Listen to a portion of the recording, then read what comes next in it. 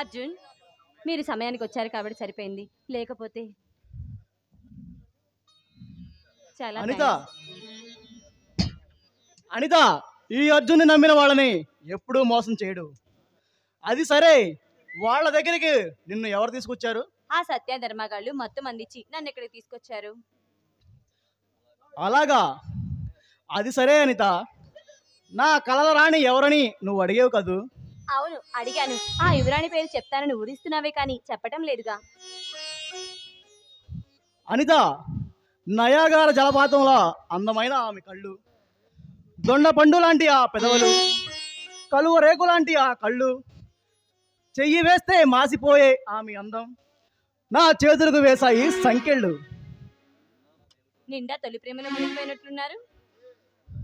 అవుననిత, ఆమెకు నా హృదయంలో ప్రేమ మందిరాన్ని నిర్మించి ప్రేమాభిషేకం చేయాలన్నదే నా ఆశ.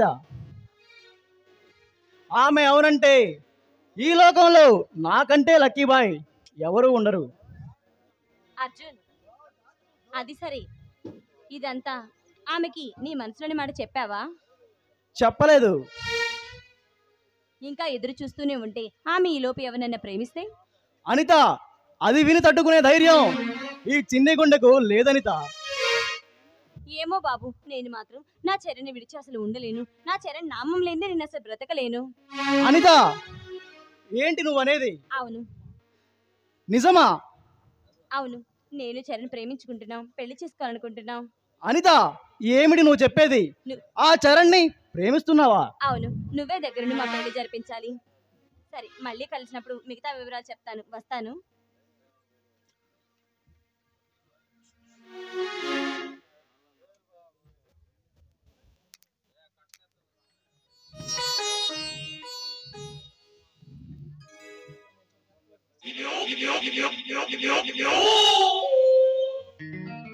నమస్తే మిత్రమా.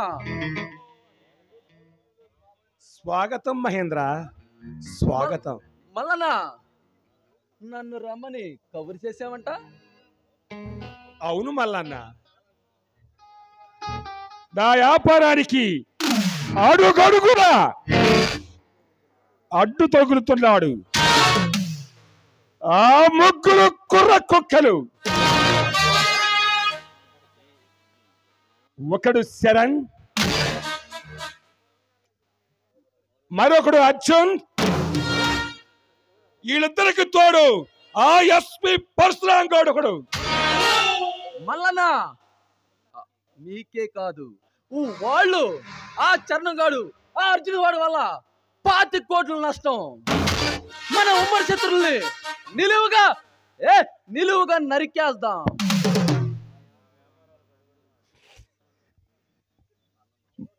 మహేంద్ర, నా వ్యాపారానికి అడుగడుగున అడ్డు తగులుతున్నా ఆ బద్మాష్గాడని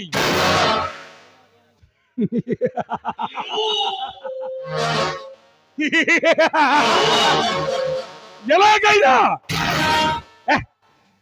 కైలాసానికి పంపాలి.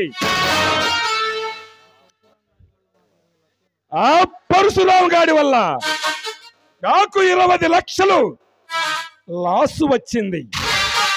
మల్లనా, బీహార్ నుండి బొంబాయి వరకు ఈ మహేంద్ర పేరు చెబితే రౌడీ సామ్రాట్ సైతం సలాం చేస్తారు. ఆఫ్టర్ ఆల్ ఆ పిల్ల కొంకులు మనకు పెద్ద లెక్కేమీ కాదు. ఎలాగైనా మన మిత్రుడు శివారెడ్డిని గెలిపించి వాణ్ణి హోం మంత్రిని చేపిస్తే ఇక మన స్టేట్ లోనే కాదు, మన రాష్ట్రంలోనే కాదు, ఆంధ్రప్రదేశ్ మొత్తానికి మనమే మకుటమలేని మహారాజులమవుతాం. మల్లనా, మన శివారెడ్డి పోటీగా శరణనే కుర్ర కుంక నిలబడ్డాడని తెలిసింది. వాణ్ణి ఎలాగైనా ఓడించి శివారెడ్డిని గెలిపించే బాధ్యత అందే.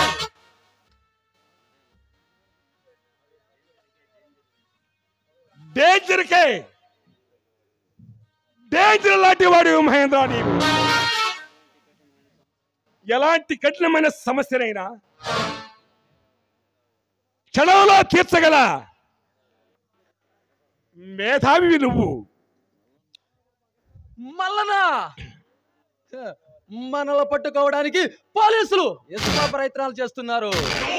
చాలా వరకు శివారెడ్డి ఎక్కడికక్కడే ఆపేస్తున్నాడు. మహేంద్ర, మనిషి పుట్టడం సావడం సహజమే.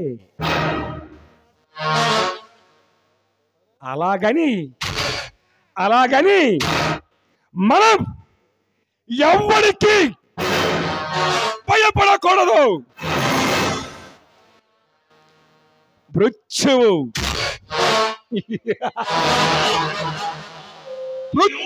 సైతం మనల్ని చూస్తే ముచ్చమట్లు పట్టాలి. అది మనల్ని పేరు విట్టే మృత్యువు భయపడి పారిపోవాలి.